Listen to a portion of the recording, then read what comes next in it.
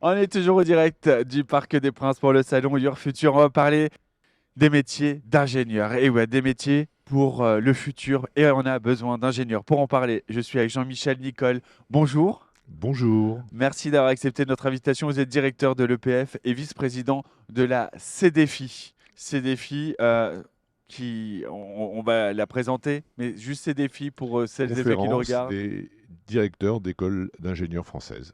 Est-ce que vous voulez bien nous dire justement un peu le rôle de la CDFI et l'importance qu'elle va jouer auprès des écoles d'ingénieurs? La CDFI est une conférence institutionnelle, c'est-à-dire qu'elle a mission par la loi de représenter les écoles d'ingénieurs françaises. Alors elle les représente auprès de l'État, elle les représente au niveau de l'Union européenne, elle les représente au niveau international. Et elle a aussi pour mission de faire la promotion des écoles d'ingénieurs françaises. Et c'est pour ça d'ailleurs que je suis ici présent pour parler justement de ces écoles. Vous êtes au bon endroit. Comment les études d'ingénieurs sont devenues plus accessibles et diversifiées là, au fil des années? Parce qu'il fallait s'ouvrir. Il fallait s'ouvrir voilà, au début du XXe siècle. Alors d'abord, les écoles d'ingénieurs ont été créées par Napoléon Ier, donc vous voyez que c'est un petit peu ancien, mais déjà au début du XXe siècle, les écoles d'ingénieurs, en fait, ne concernaient que les garçons. Voilà, et puis parfois, la tradition, c'était le père est ingénieur, le fils sera ingénieur, c'était pareil pour les médecins. Et donc, on était dans une représentation peu diversifiée finalement de la société. Et puis, au cours de ce XXe siècle, et beaucoup d'ailleurs grâce à l'appel des entreprises, de l'industrie, les écoles d'ingénieurs se sont ouvertes. Elles sont ouvertes en particulier aux filles. Vous voyez, par exemple, l'école polytechnique, qui est une école qui relève du ministère des Armées, donc militaire, ne recevait que des garçons et s'est ouverte aux jeunes filles simplement après la deuxième moitié du XXe siècle. Et pour les autres écoles d'ingénieurs, ça a été un peu plus précoce, parfois un peu plus tardif. Voilà, donc s'ouvrir aux filles, s'ouvrir à la société, s'ouvrir à ce que représente la société, donc accueil du handicap. La CDFI, par exemple, a développé très récemment un kit d'accueil des étudiants en situation de handicap. La CDFI, pour promouvoir l'accessibilité des filles aux écoles d'ingénieurs, organise chaque année un certain nombre d'opérations de promotion. Par exemple, Cap Ingénieuse, un certain nombre de réunions dans les établissements en partenariat avec des associations comme Elle Bouge. Voilà. Et puis la diversité, elle va aussi par la place de l'apprentissage au sein des écoles d'ingénieurs. 16% des jeunes dans les écoles d'ingénieurs sont sous statut apprenti, par exemple. Et puis, diversité internationale. Voilà, aujourd'hui, 15 à 17% des jeunes dans les écoles d'ingénieurs sont issus donc d'autres nationalités que la nationalité française. Cette ouverture, on rappelle, moins de 30% de femmes dans les métiers d'ingénieurs. Aujourd'hui, c'est la journée internationale des femmes dans les métiers de la science. Donc, Et mesdames, voilà. allez, allez Oui, oui. faire des filières d'ingénieurs. Euh, Vous me le disiez avant que l'émission commence, il manque 10 000 ingénieurs chaque année en France sur le marché du travail. Ça veut dire qu'il y a des domaines là où les ingénieurs sont particulièrement recherchés, attendus, espérés. Alors, il manque beaucoup d'ingénieurs. Les chiffres sont assez variables. Mais on sait qu'il en manque au moins 10 000. Euh, il en manque 10 000 parce que, tout simplement, aujourd'hui, les formations d'ingénieurs sont probablement mal connues, hein. On préfère aller peut-être dans d'autres formations de type management, voilà, médecine, profession juridique, peut-être. Mais en tout cas, les écoles d'ingénieurs aujourd'hui cherchent à amener des jeunes filles vers ces formations-là. Et puis un certain nombre d'autres défis qui sont en cours de se relever aujourd'hui. Je pense par exemple le nucléaire. Le nucléaire, dans les 10 ans qui viennent, va devoir recruter pratiquement 60 000 ingénieurs. 6 000 ingénieurs par an en moyenne sur 10 ans pour pouvoir contribuer à la relance de la filière nucléaire française. Voilà. Et puis d'autres organisations comme le Syntec annoncent un déficit de 20 000 ingénieurs par an. On a pour habitude de dire que finalement les ingénieurs construisent le monde de demain. En quoi vraiment les futurs ingénieurs là, vont contribuer concrètement à la construction aussi d'un avenir qui sera à la fois durable et responsable, parce que c'est ça aussi les enjeux aujourd'hui. Les ingénieurs sont à la source de l'innovation, de la transformation de la société. Et par conséquent, ces ingénieurs qui sont d'ailleurs formés dans nos écoles, dans nos 200 écoles à peu près d'ingénieurs françaises, ont évidemment une sensibilité toute particulière aux questions de développement durable, de responsabilité sociale environnementale. C'est dans la culture, finalement, des formations d'ingénierie que cette question est développée et vient croiser les problèmes d'innovation.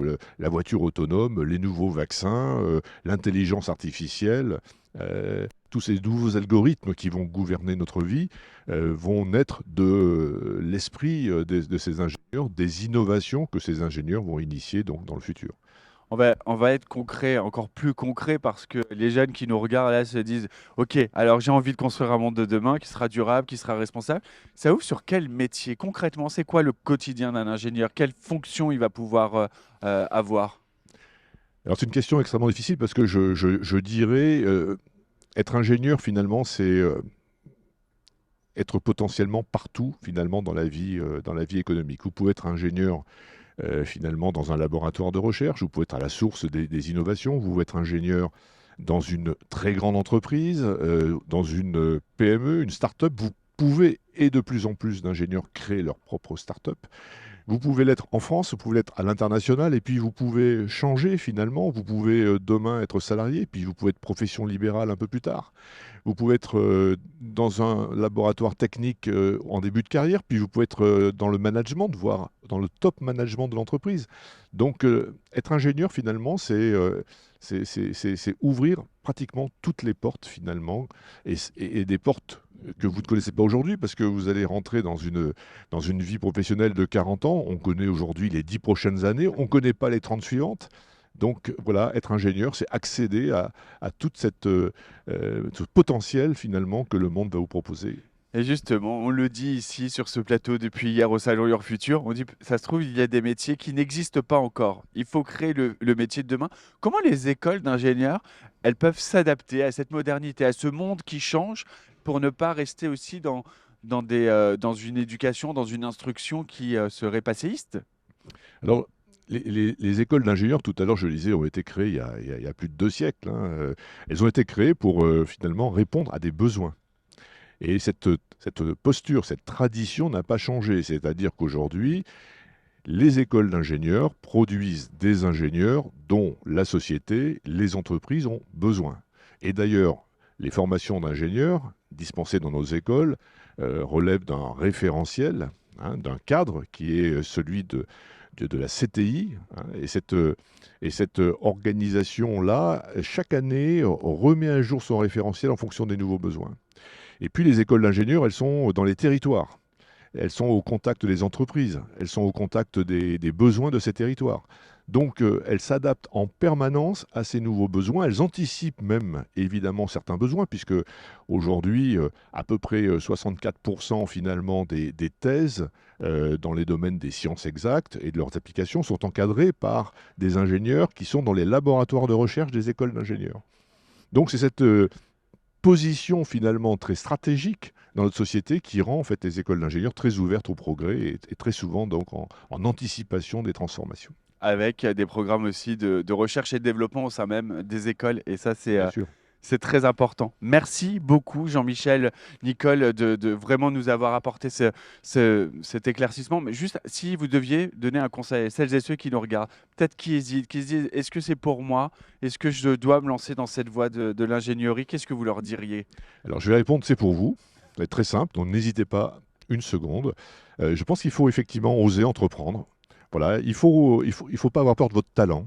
Les profils d'ingénieurs changent. Vous voyez, aujourd'hui, on peut imaginer finalement prendre une voie qui n'est pas exactement le profil du scientifique classique des années 2000, parce que les ingénieurs dont nous avons besoin aujourd'hui, finalement, sont des ingénieurs qui sont très différents, qui ont une sensibilité, une culture, qui aiment les arts, qui aiment le design, qui aiment la médecine.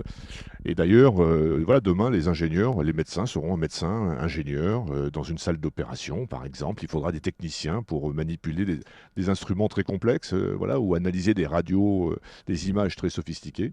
Donc, je pense qu'il faut que vous rejetiez les préjugés. Vous avez une place, et pour ça, moi, je vous invite à aller dans les écoles d'ingénieurs. Il y a des journées portes ouvertes, il y a des salons comme celui que nous vivons aujourd'hui. Venez rencontrer les écoles, parler avec les étudiants. Et puis, je pense qu'une petite flamme va s'allumer, et puis qu'une envie d'être ingénieur va naître peut-être en vous. En tout cas, je vous le souhaite. La flamme est allumée et nous, on va la garder bien allumée jusqu'à ce soir parce qu'on est toujours en direct du Salon Urfutur. Merci Jean-Michel Nicole, directeur de l'EPF et vice-président de la CDFI. Merci beaucoup. Merci pour votre accueil. Avec grand plaisir. On se retrouve dans quelques instants. À tout de suite.